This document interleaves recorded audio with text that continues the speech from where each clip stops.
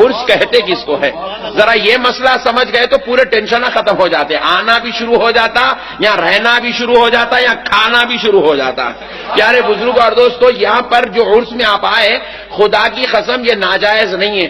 عرس شریف میں 3 دن 4 دن آنا، پینی کونڈا میں رہنا، درکاروں کا صدقہ کھانا، بزرگوں کی چوکھٹیں چومنا، وہاں پھول کھانا، چادر چڑھانا، وہاں پر عرس شریف کی تقاریب میں شرکت کرنا، سندل کو لے آنا، خدا کی قسم یہی دین ہے، یہی اسلام ہے۔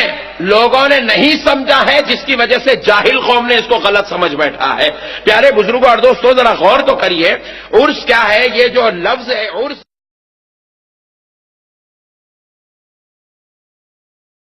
ويعبدون من دون الله ما لم ينزل به سلطانا وما ليس لهم به علم وما للظالمين من نصير وإذا تتلى عليهم آياتنا بينات تعرف في وجوه الذين كفروا المنكر يكادون يسطون بالذين يتلون عليهم آياتنا قل أفأنبئكم بشر من ذلكم النار وعدها الله الذين كفروا وبئس المصير۔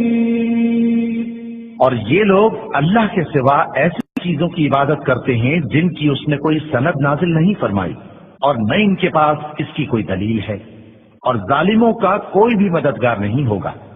اور جب ان کو ہماری صاف صاف آیتیں پڑھ کر سنائی جاتی ہیں تو ان کی شکل بگڑ جاتی ہے، اور تم ان کے چہروں میں صاف طور پر ناگواری دیکھتے ہو۔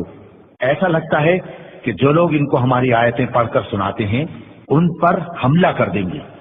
کہہ دو کہ میں تم کو اس سے بھی بری چیز بتاؤں، وہ دوزخ کی آگ ہے جس کا اللہ نے کافروں سے وعدہ کیا ہے، اور وہ برا ٹھکانہ ہے۔